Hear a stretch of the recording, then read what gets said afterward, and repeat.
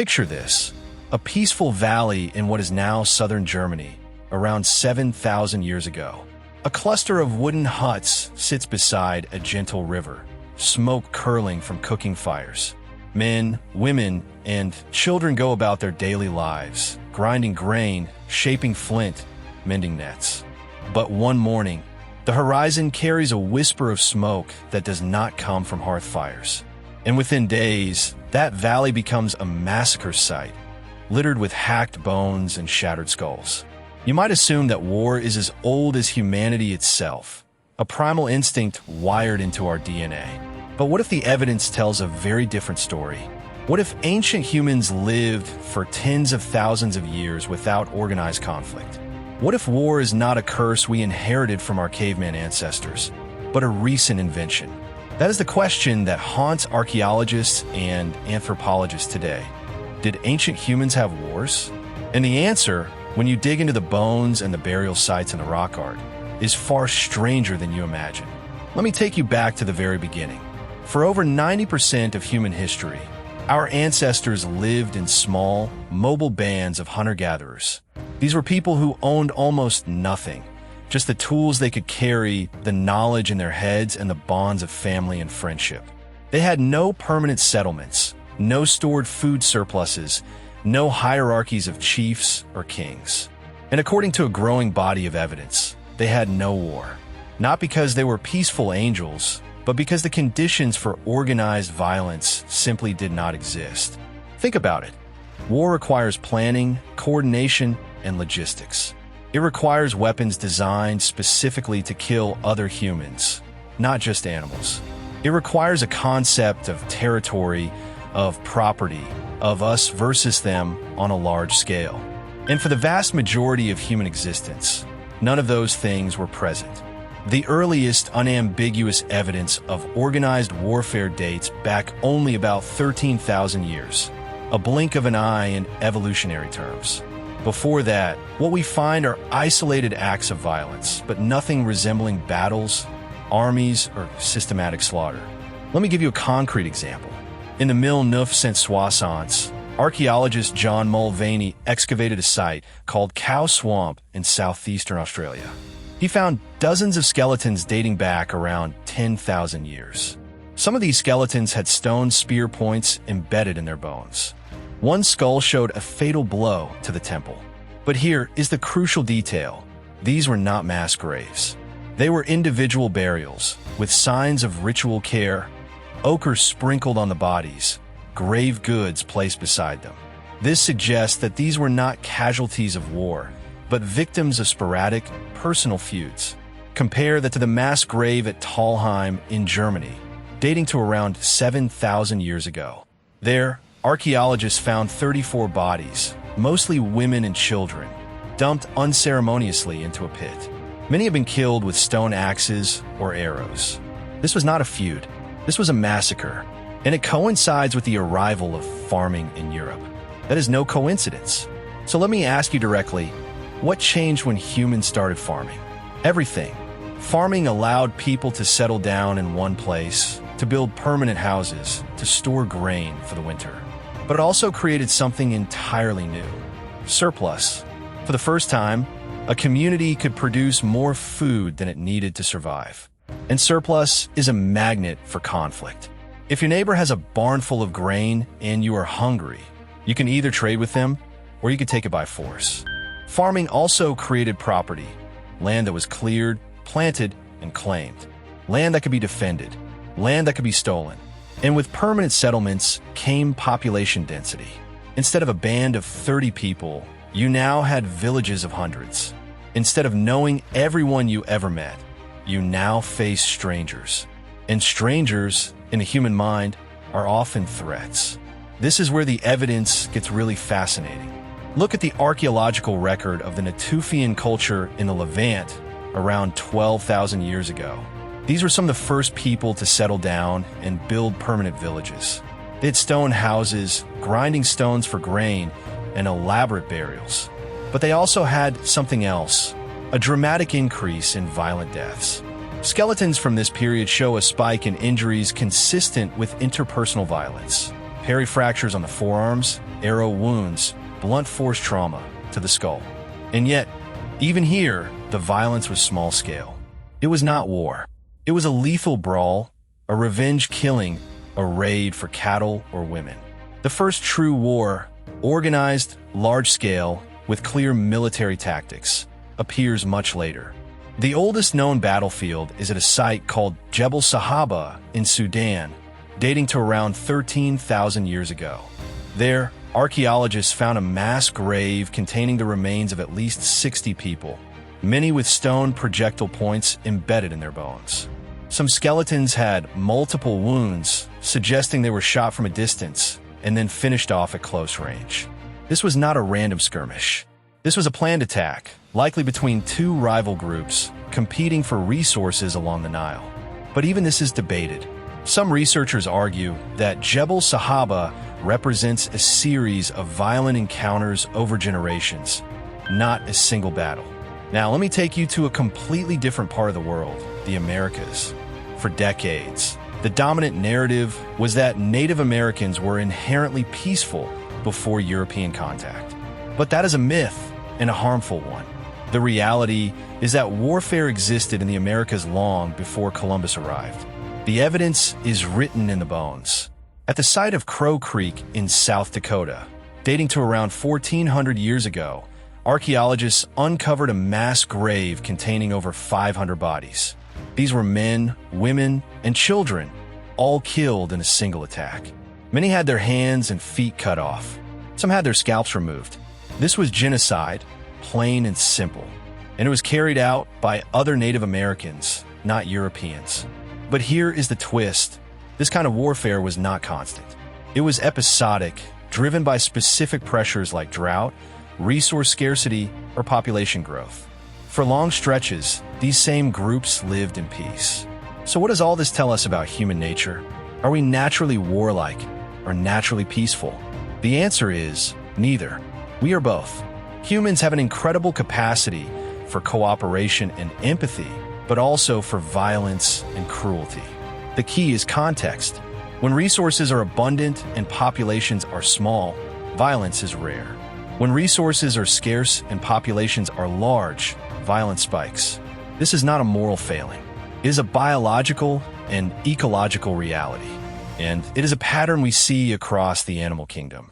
Chimpanzees, our closest relatives, engage in lethal raids against neighboring groups. But bonobos, equally close, rarely kill each other. The difference?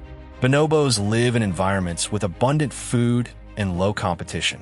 Chimpanzees face more scarcity and territorial pressure.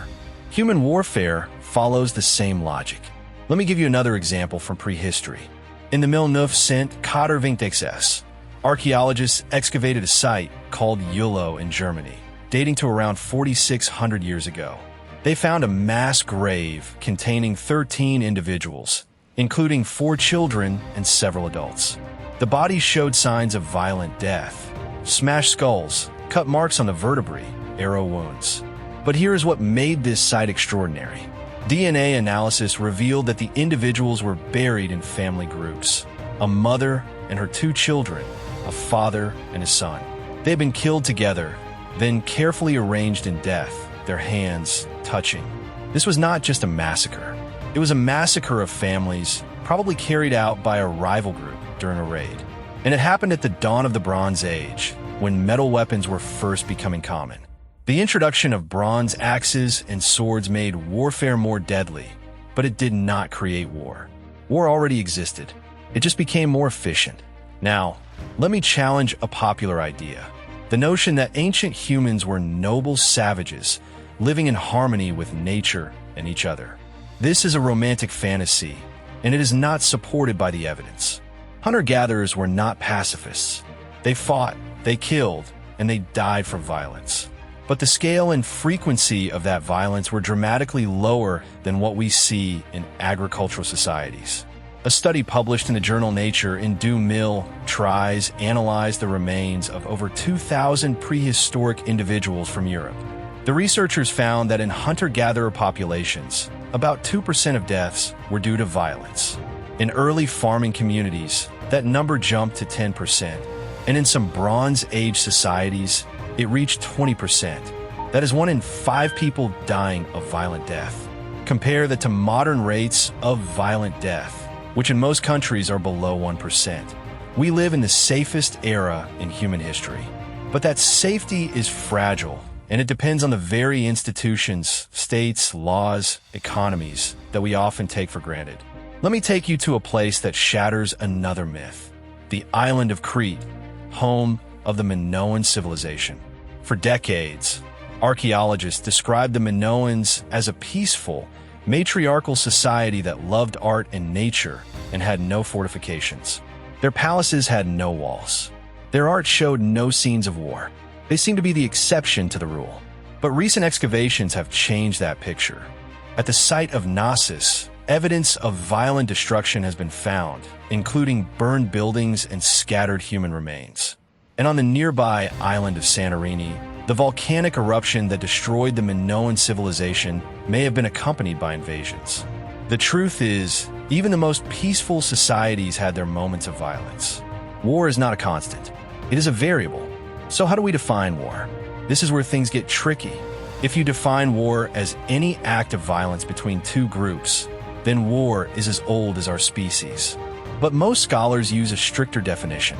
War, in the anthropological sense, requires organized groups, planned attacks, and a clear objective: territory, resources, or political control.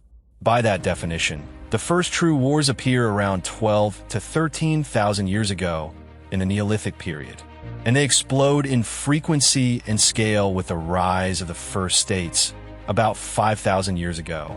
The Sumerians, the Egyptians, the Chinese, all of them waged war on a massive scale. The first recorded peace treaty was signed between the Egyptians and the Hittites in 1259 BCE. That means war existed long before peace was even a concept. Let me share with you a surprising fact. The oldest known fortification is a wall built around the settlement of Jericho around 10,000 years ago. That wall, along with a tower, suggests that the inhabitants feared attack. But here is the irony. The wall may have been built not against human enemies, but against floods or wild animals. We simply do not know. What we do know is that by the time of the first cities, around 5,000 years ago, warfare was endemic.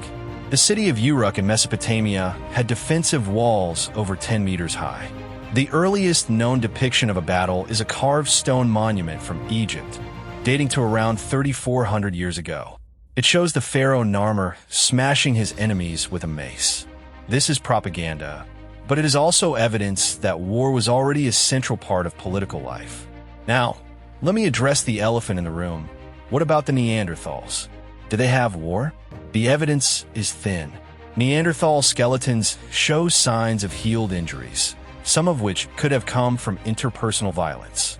But there is no evidence of organized conflict. Neanderthals lived in small, scattered groups, and their populations were low. They probably fought, but it was personal, not political. And when modern humans arrived in Europe, around 45,000 years ago, they did not immediately go to war with Neanderthals. They interbred with them. They learned from them. They coexisted for thousands of years. The idea of a war between modern humans and Neanderthals is a Hollywood invention. So what does this leave us? If you have been paying attention, you have noticed a pattern. War is not a biological inevitability. It is a cultural invention. And like all inventions, it can be uninvented. But that requires understanding its roots. And the roots of war lie in the shift from nomadic to sedentary life, from sharing to owning, from small groups to large societies.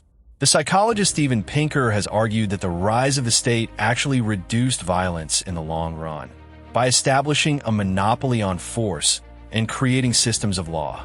But that is a controversial view, and it ignores the fact that states are also the biggest perpetrators of organized violence in history. Let me give you one more piece of evidence, this time from the Amazon rainforest.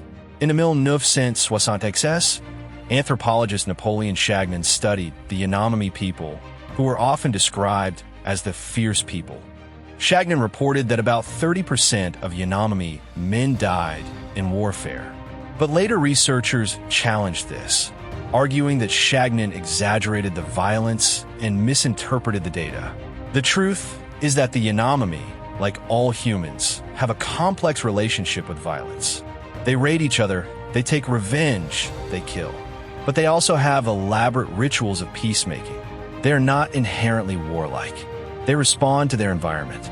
So, did ancient humans have wars? The answer is yes, but only recently. For the vast majority of human history, war did not exist. It emerged under specific conditions, with farming, with property, with surplus, with large populations.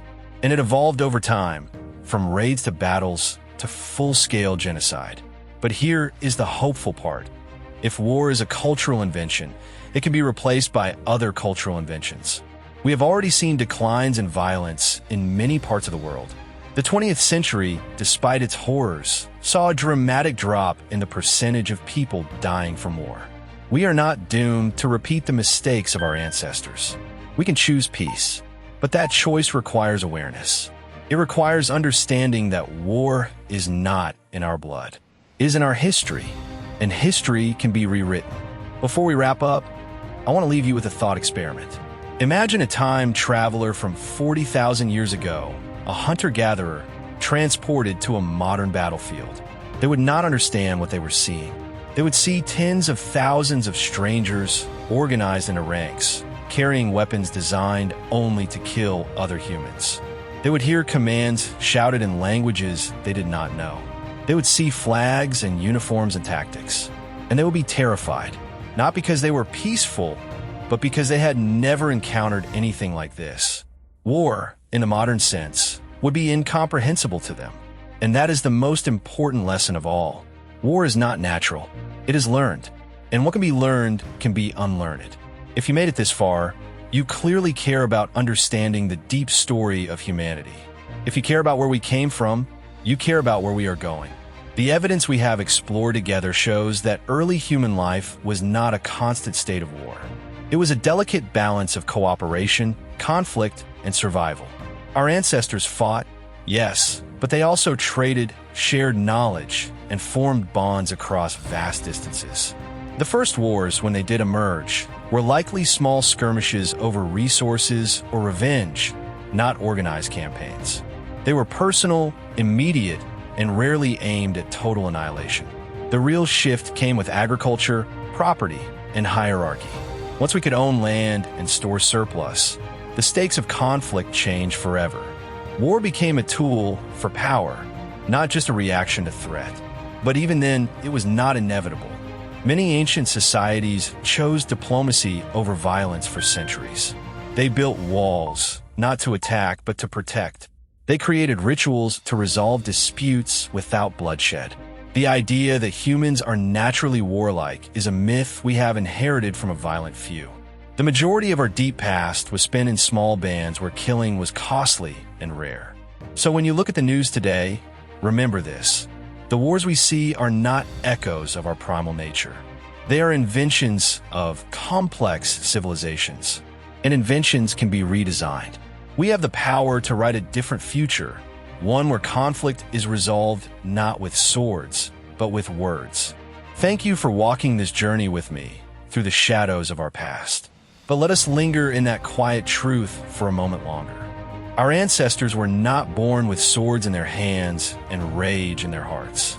They sang together under the stars, shared food from the same fire, and mourned the dead with rituals that bound communities. The first conflicts were not wars, but misunderstandings, a stolen tool, a disputed hunting ground, a broken promise. And even then, the response was often a retreat, not a fight. We have found skeletons with healed wounds, showing that violence was survived, not always fatal. We have found no evidence of ancient battlefields filled with hundreds of fallen warriors.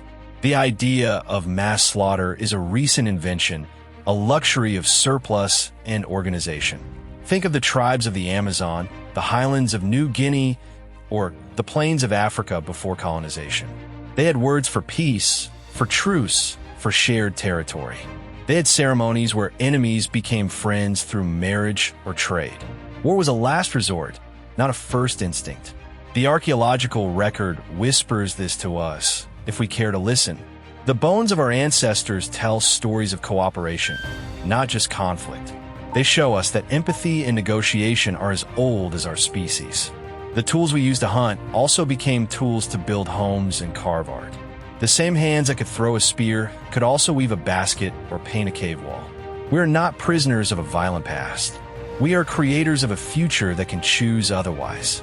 Every time we resolve a dispute with a conversation, we honor the deep peace of our ancestors. Every time we build a bridge instead of a wall, we remember that survival once depended on connection. The wars of today are not our destiny. They're a path we can unlearn, a story we can rewrite.